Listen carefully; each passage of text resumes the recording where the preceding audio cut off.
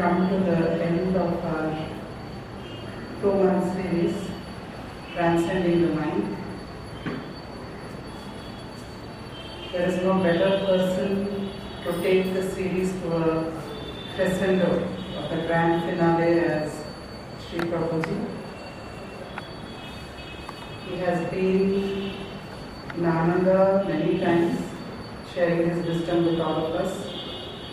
In fact, when Ananda was inaugurated 2 years ago, on July 6th, he was one of the keynote speakers, and he christened this hall also the Hall of Enlightenment, and he spoke to us.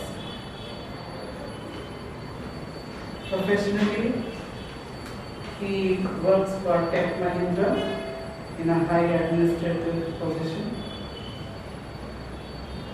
He is traveling all the time. In fact, the past few months we did not have him here at Ananda because he was in the USA. Even now he keeps traveling a lot globally. The other side of Prabhuji is that he is an enlightened soul. He is able to share his light with everybody in a way that is very simple, easy to understand, very uplifting for all of us to listen to. He is the founder of Light of the Self Foundation, also known as Atmajyothi Satsang. If we go to the internet and Google Atmajyothi Satsang, you will be able to listen to hundreds of discourses by Sri Prabhuji. So today, his topic is very simple. No mind. When I asked him to give a topic in this theme, transcending the mind, immediately he said, no mind.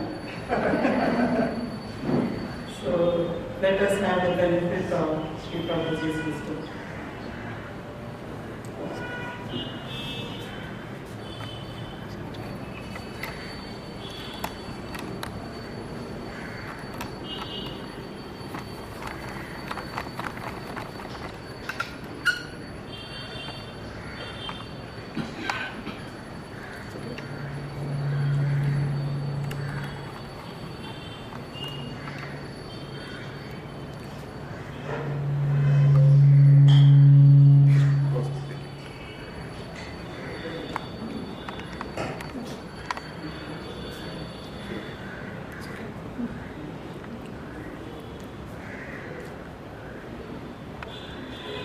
My pranams to all Atmajyotis, divine light of the self. Last 1 month or 2 months, I'm sure you had very enlightening talks about transcending the mind. Today I'm going to talk on no mind. So when you say transcending the mind, what is the meaning of that? We have heard of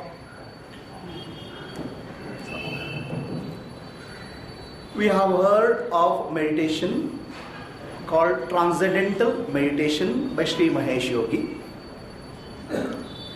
We have heard many people speaking about transcending the mind. Let us understand this concept of transcending the mind in a bit more detail.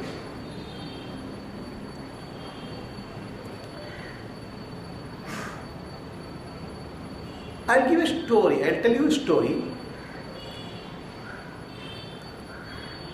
Long back,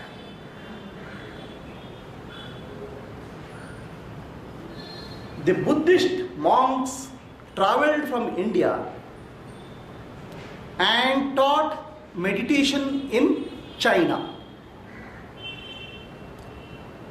In India, the meditation was called dhyana. The Chinese, when they pronounced dhyana, it became chan, C-H-A-N, chan, because they cannot pronounce the word dhyana. it became Chan.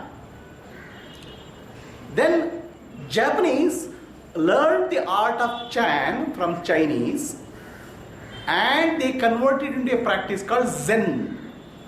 So Dhyana in India became Chan in China and Zen in Japan. They used to have huge, big monasteries in China, in Japan also, where monks practice meditation day in and day out.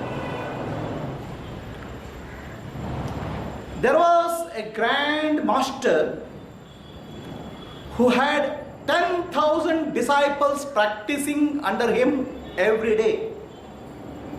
10,000 disciples. And this is actually, I am not telling a story, great story, okay? This is the story which happened. 10,000 monks practicing under a master every day. He used to teach them and he used to make them meditate every day.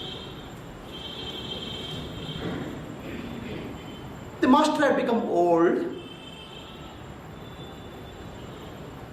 He was ripe old. He wanted to choose his successor for the position of the master of the monastery. So then, how do you choose? Right? How do you choose a successor? This is a very big challenge in spirituality and meditation. Okay? You can teach somebody, you can transfer knowledge. The disciple can repeat the knowledge like a parrot to anybody else. But how do you transmit the wisdom? How do you know somebody is wise enough to take up the position? You may not have the knowledge, but you have to have wisdom. So this is the biggest challenge of spirituality, spiritual life, which a master faces. He creates disciples. Many of them are able to give and transmit the knowledge, but very, very few of them have the ability to transfer the wisdom, because to transfer the wisdom, you have to have wisdom. The difference between knowledge and wisdom is very, very subtle, very, very subtle, very, very sharp eyes only can grasp it. So the master said, I will create a contest. Okay? Out of my 10,000 disciples who will solve this puzzle, that person will take over the monastery. Okay? That person will take over the monastery. So the challenge was very simple. I have been teaching, that master has been teaching for 30 years. I have been teaching for 30 years. Anybody who can put my teaching of 30 years in one simple line, okay, true to the teaching, that person will be my successor. Very simple. 30 years I have been teaching. What I have been teaching 30 years, you put in one simple line. But that one simple line should represent my teaching really. Okay? So there was excitement in the student community. 10,000 students, everybody wants to become the Grand Master. Okay? So there was a dining hall. In the dining hall, there was a whiteboard, equivalent of whiteboard. Nobody dares to put master's words into one simple line. They're scared. It's not simple. The wisdom teachings of master, to put in one simple line, how can you do that? But they had one of the senior students. He was there with master for 25 years. He was very confident. I have understood all the teaching of the master. I have been there with the master for 20 years. He goes and writes on the wall, on that board. Mind is the problem for everything. Okay? Mind your mind. Mind is like a mirror Polish it every day and become free from the mind. A very simple way he has put. Mind is the source of all the problems. Mind your mind. Mind is like a mirror. Mirror gets dusted. Polish the mirror every day and be free. The students were stunned. All the other disciples, co-disciples were stunned. What a beautiful way of expressing the teaching of the masters. All of them started clapping. They were so happy that somebody is able to put the master's teaching in a few words.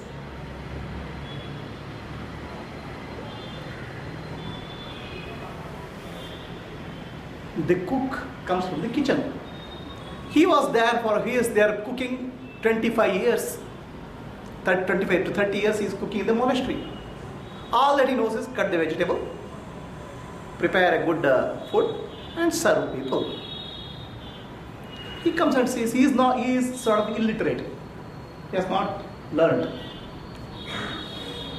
Then he comes and he tells the students, what is that written there on the board? Everybody is clapping. There must be something very interesting there. The students laugh at him. This guy is unpad, illiterate. This is the teaching, great teaching of my master. What is that? Mind is the cause of all the problems. Mind your mind. Mind is like a mirror. Mirror gets dusted. Polish the dust and be free from mind. This guy, he says, I don't understand this. The cook. I don't understand this complicated thinking at all. Okay? So can you please write what I say there?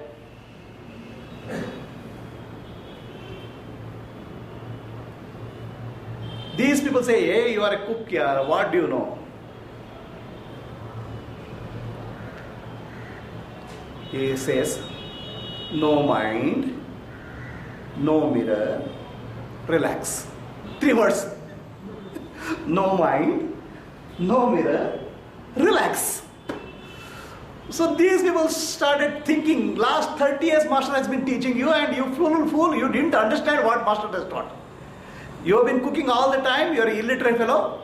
Okay, they almost start abusing him. Then the master comes there. There are 2 sentences, 1 and below.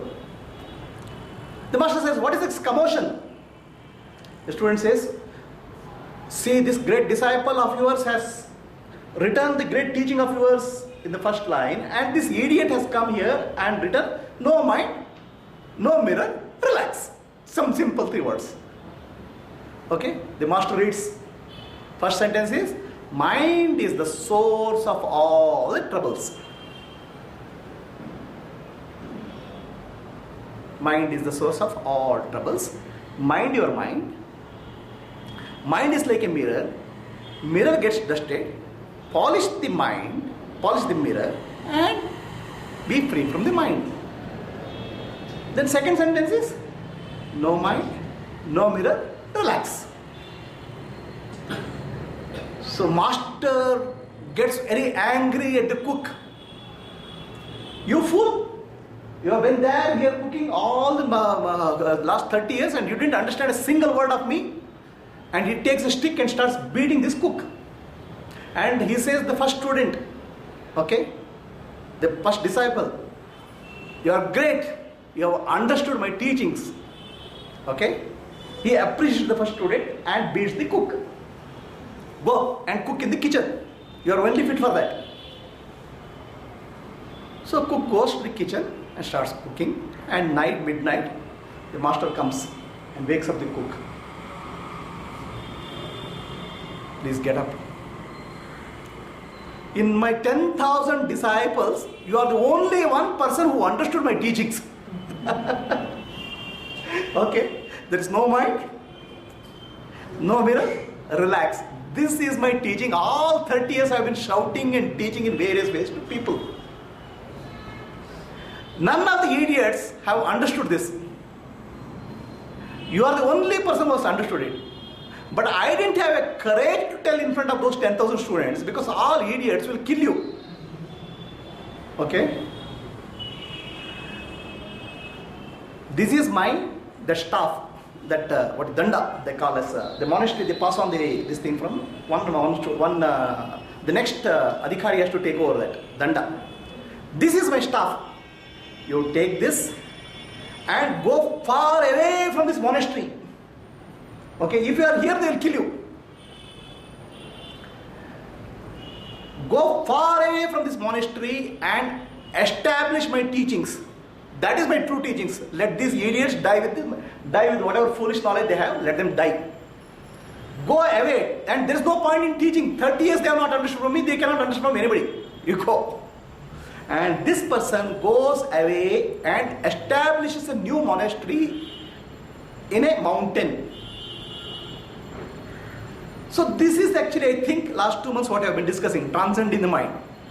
Polish the mirror, mirror gets dusted, remove the dust and become free from the mirror.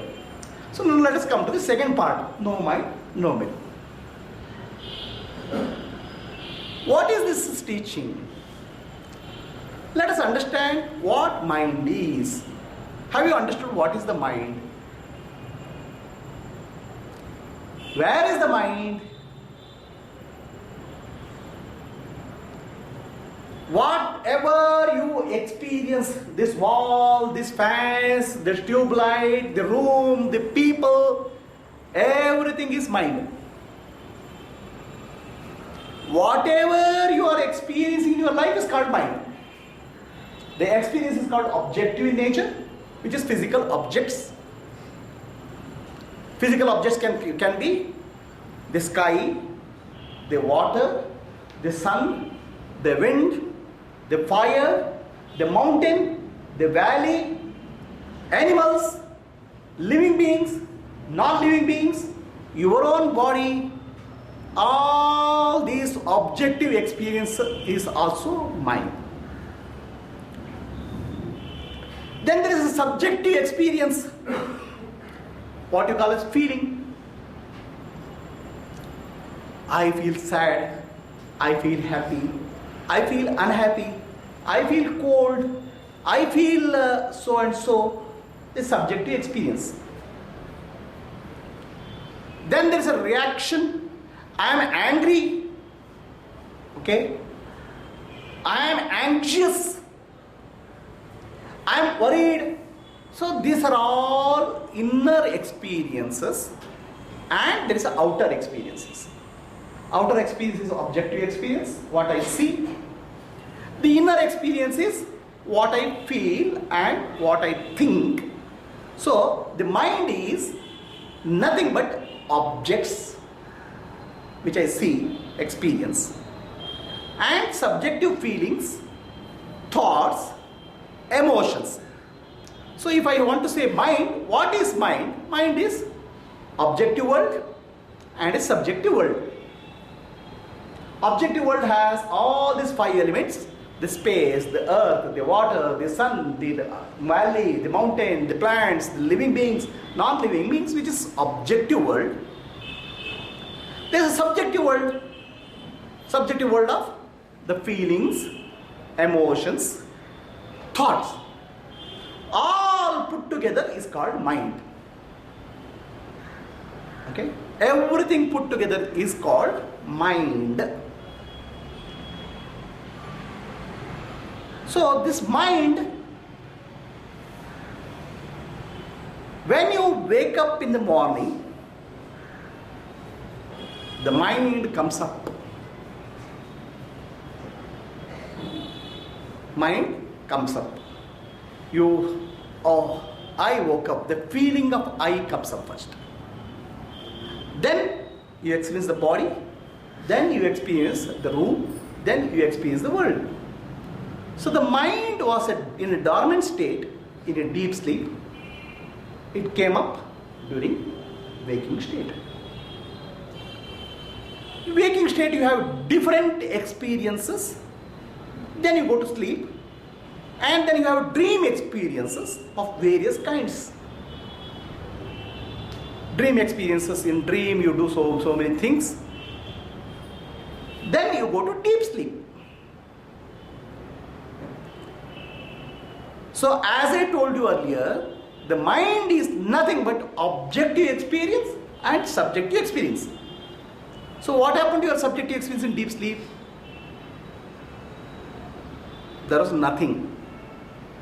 There was an experience called nothing. The objective experience disappeared, the world disappeared, the subjective experience of feelings, thoughts, emotions disappeared, and you entered into a state of nothingness. So the mind is something comes up, pops up, projects something, goes back and disappears. So something which comes up, shows something and goes back to seed state is called mind.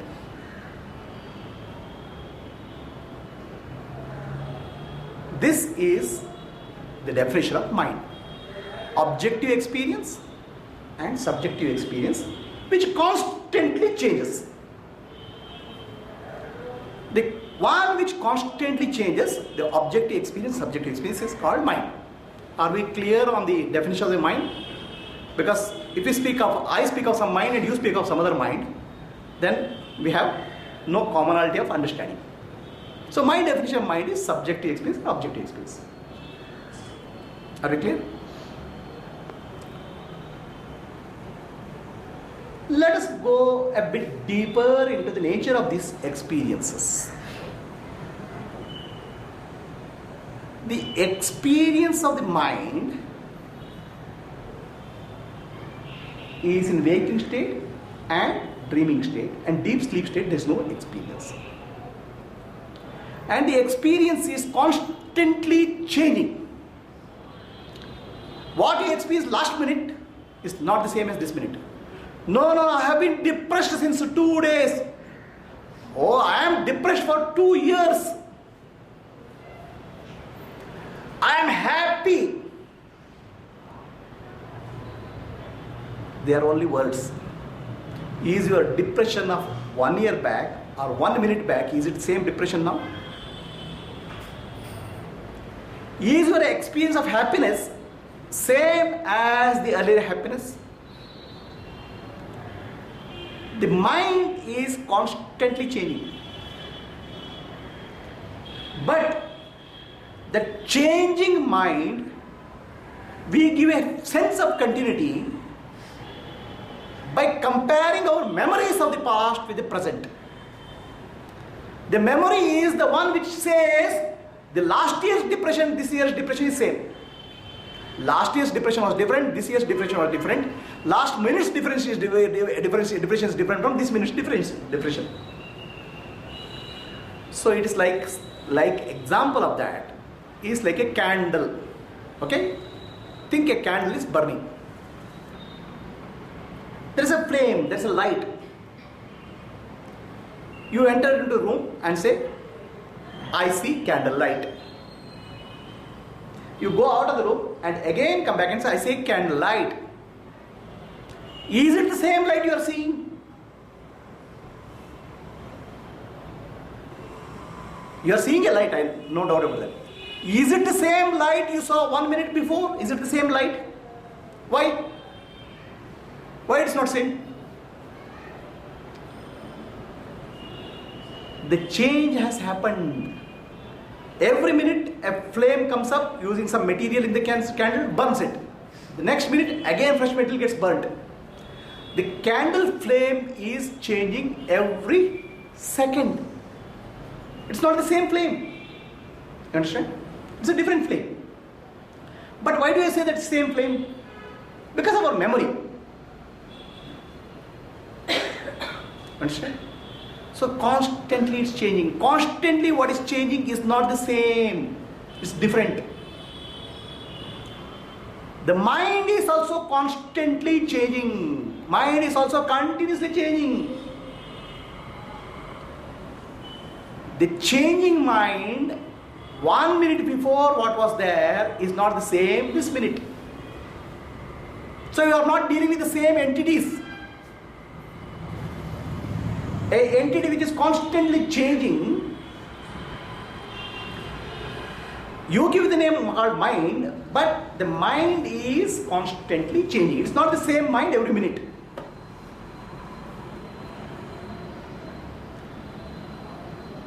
Something is changing constantly is not real. That is the definition of our whole search of Vedanta. What is reality and what is unreality? Understand? What is Satya and what is Asatya and what is Mithya? A real, unreal and false. The definition of real is something which doesn't change at all. Something which is unchanging is called real.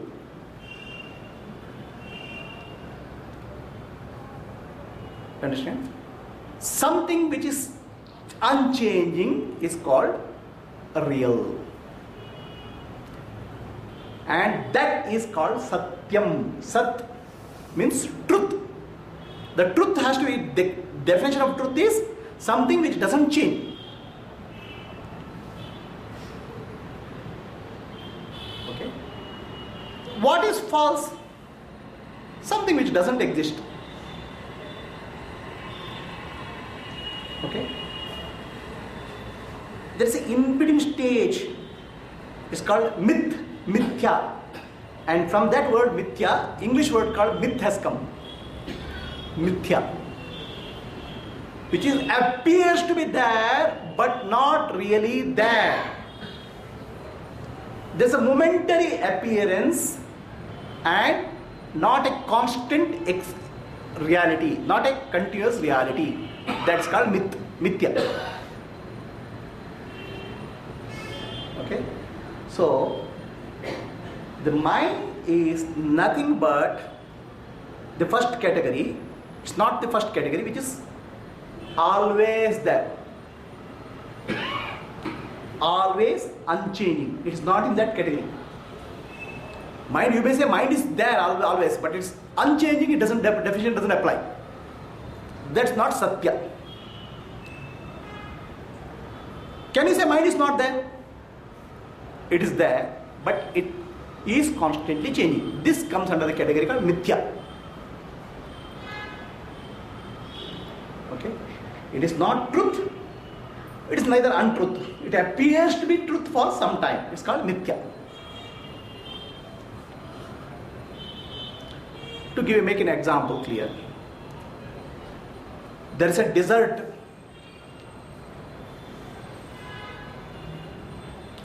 In the desert, there are a couple of travelers. Those travelers are thirsty. Those travelers are thirsty. They are seeking water. And to their surprise, they see what you call as oasis. Okay? There's a tree and there's oasis far away. So they, with their camels, they try to rush towards the oasis. But go near the oasis, nothing is there. It's only a reflection which is there. It's called mirage. Was the experience of oasis real? I saw an oasis, really. But was there oasis really there? It is only a reflection of water in a sand which is heated by the sunlight. The water is not there. Water is somewhere else. That reflection only you are able to see here.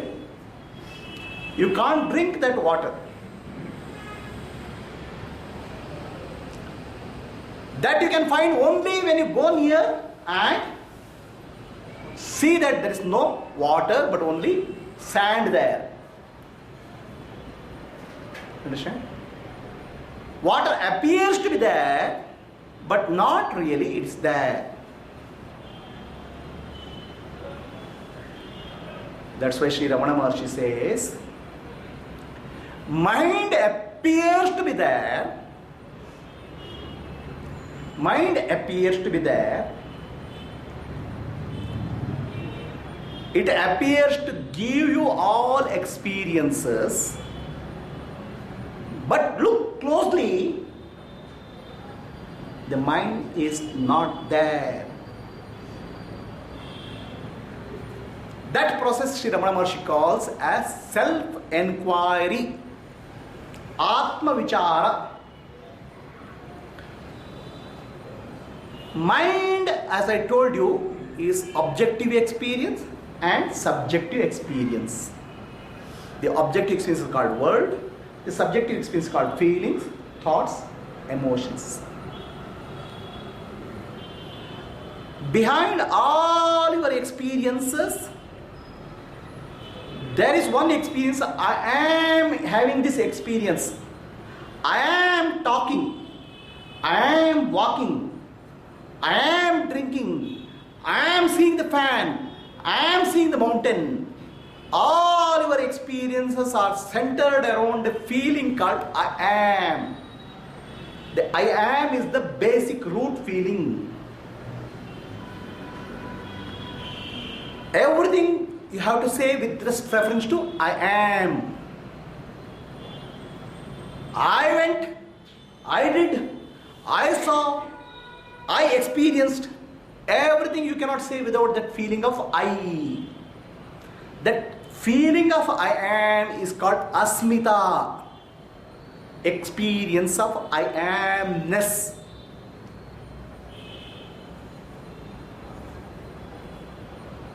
If you do the self-inquiry, the objective experience of the world, seeing the fan, seeing the watch, seeing the people, you go behind this experience and see what is the root of the experience. The root of experience is always the I am feeling. Okay. So if you go bit deeper into this I am feeling, that I am feeling also disappears. The root of our existence is called I am feeling. If you inquire into who is this I am, you go to the source of I am. The source of I am is nothing but the self, the Chaitanya, the consciousness, where there is no feeling of I amness.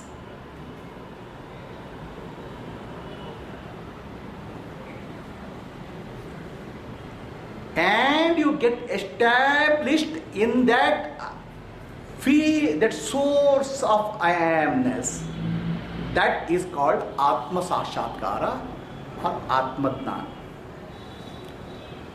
Inquire into the nature of your experience, objective or subjective.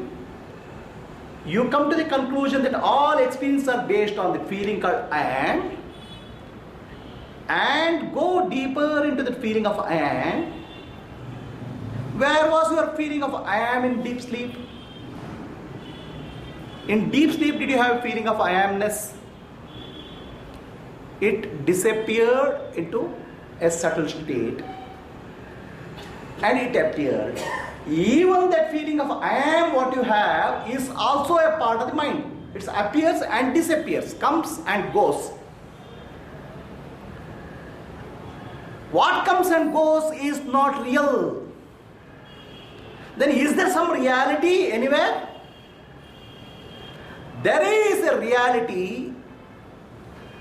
The one who witnesses this coming and going, which is you, the Atma, the Sakshi, that alone is real. That's why you know that I slept, I woke up, okay, I had dream. That I is also coming up and going, but the witness of that I, Sakshi, is watching what's happening when I is there, when I is not there. The Sakshi is there eternally present behind all your experiences without a feeling of I am. The Sakshi alone is real. That's why all your experiences appear and disappear. Still, you appear to be experiencing that as an individual. In reality, that individuality also is an appearance which comes up in the waking state. In dream state, it is there in some form. In deep state, it goes into seed form. The cycle of waking, dreaming, deep sleep, it all happens in something called Sakshi, the witness. That witness is the only reality which is there constantly throughout.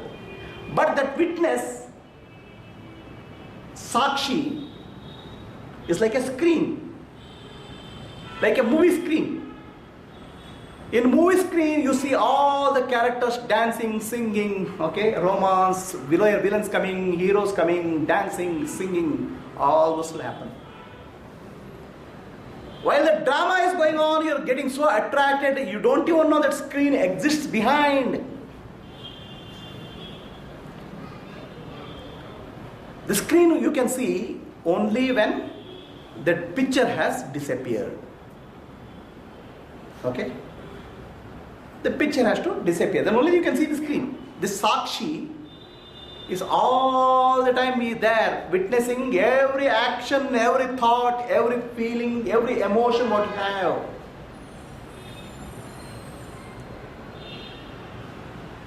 While all this drama of life goes on, you miss the Sakshi because it's like a screen. You don't see it. Only you are so engrossed in the picture. Dance, music, song. So, what is the choice for you? You have to stop that picture for some time to see what is behind. That stopping process, the picture momentarily, is called meditation, dhyana. In meditation, what you do, you close your eyes, then external world is stopped, external pictures are stopped, then internal pictures open up, all memories, feelings, thoughts. If you watch closely, even that also, between those feelings and thoughts constantly changing, there is something which is unchanging, which is witness, the Sakshi. What is that? So that's what you are. That Sakshi is what you are. This Sakshi transcends the mind. Sakshi is beyond the mind, that's why it is able to understand what's going on in the mind. Sakshi is one which is beyond the mind, and that's why it knows what is going on in the mind. If you are a part of the mind, then you don't know, because mind itself is changing constantly. You are a part of the problem which is changing. Mind is constantly changing. Once something is changing, then you can't understand what is happening in an unchanged situation. So something which is beyond the mind is constantly watching. And what is that beyond the mind which is watching? That's called Sakshi. Witness. Not Sakshi. The Sakshi, the witness. In that Sakshi, the I feeling appears in the morning.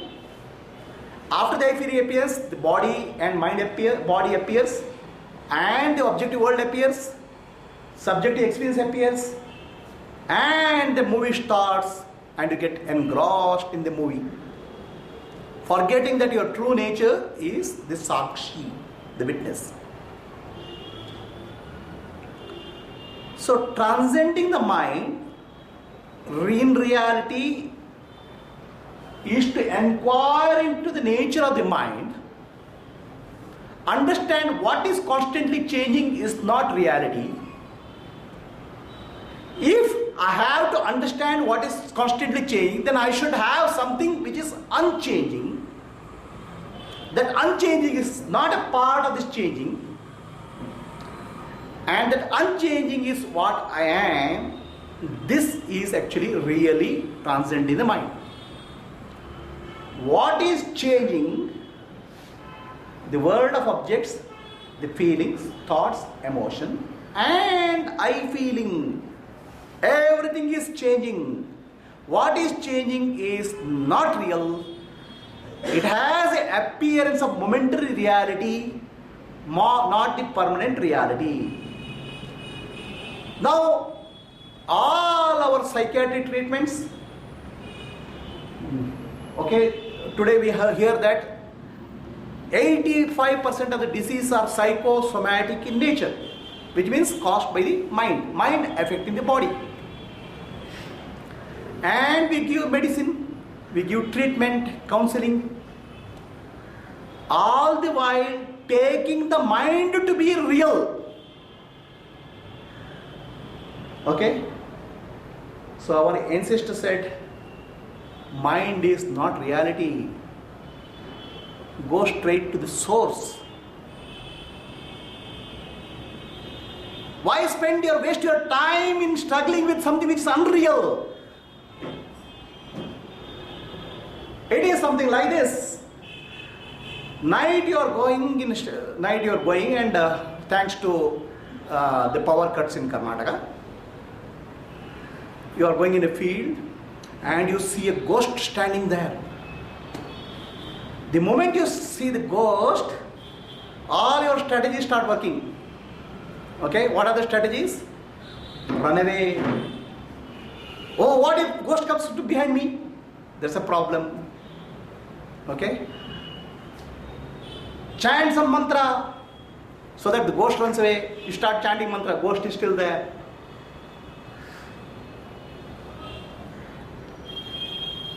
You are sweating. The fear is rising. All the late night movies you see, horror movies, all of them are coming into your mind, scaring you. Thanks to the electricity department, again the power comes and you see only tree there. The tree appeared like a ghost. Okay? And when it appeared like a ghost, your blood pressure increased, your heartbeat increased, you started sweating, you got scared, and you worked on all the strategies. What are the strategies? Run away, chant your mantra, and try to do all possible things to chase that ghost away. But the ghost didn't go because the ghost was there, not because there was a real ghost, because thanks to the power cut, and thanks to your imagination, and thanks to your late night movies, you saw a ghost where there was only a tree. So, whatever strategies you did, okay, for chasing away something unreal, all are waste of time. All that you had to find out was that there is a tree, for that which you require a light. Similarly, what we call as objective experience, what we call as subjective experience, is all an appearance only, not reality. The appearance happens in darkness. The ghost appeared in darkness. The reality of the world and the people appears in darkness called ignorance, adnana. That appearance of the world consisting of movie, the movie of the world, the people, the animals, the plant, the sky, the inner experience, the outer experience is called Maya. The appearance, the movie name is called Maya. Maya Bazaar. Somebody was a wise man, created a movie called Maya Bazaar. The moment you are able to throw light into that scenario, then what you see is there was no reality for any of these experiences. All of them are transient and momentary and appearing and disappearing. And behind that appearance and disappearance, there is only one thing which was there, which is real, the sakshi, the witness, the consciousness. Everything was a momentary experience. Whatever effort you do to chase that momentary changing, change the mind, repair the mind, transcend the mind, everything is an effort in, it's a temporary effort, it is not long lasting. The real effort which is required is to go beyond these appearances and get established in your own self. For that, the light is required, the light of the wisdom, the light of jnana, to understand this whole scenario as appearance. None of them is real. The mind is not real. Mind is only a temporary appearance. So for understanding that inner light is required, that inner light is called Atmajyothi, the light of awareness.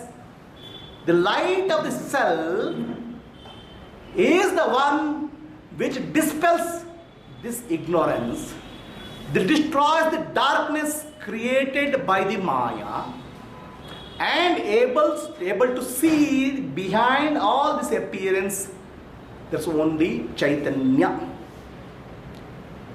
Everything what you see in the world is appearing in the screen called consciousness, appearing and disappearing, flickering, going, coming. All the way there's only one reality, that Chaitanya was there. The screen is all this Chaitanya. To understand that the light of the self, Atmajyothi, is the only source. The light of all the lights is within you. That's Atmajyothi. And the light of wisdom is Nanu, Nanembudu, Nanalla, Ideha, Mana, Buddhi, Nanalla, Sachidanandatma, Shivananunane, Shivoham, Shivoham, Nanu, Nanembudu, Nanalla, Ideha, Manabuddhi, Nanalla, Sachidanandatma, Shivananunane, Shivoham, Shivoham, Shivoham. This is the light which will dispel the ignorance. Where is your body? In deep sleep.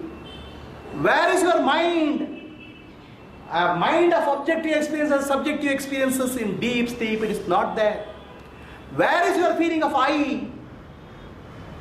That also is not there. But you are there. That you, what is you? Body, not the mind, not the intellect, the real you is witnessing this body, mind, intellect popping up, going back. Popping up, going back. Projecting the world, going back. That real you is transcendental you, the transcendental reality. Why it is called transcendental reality? It is not in space, it is not in time. The space and time appears in this reality and disappears.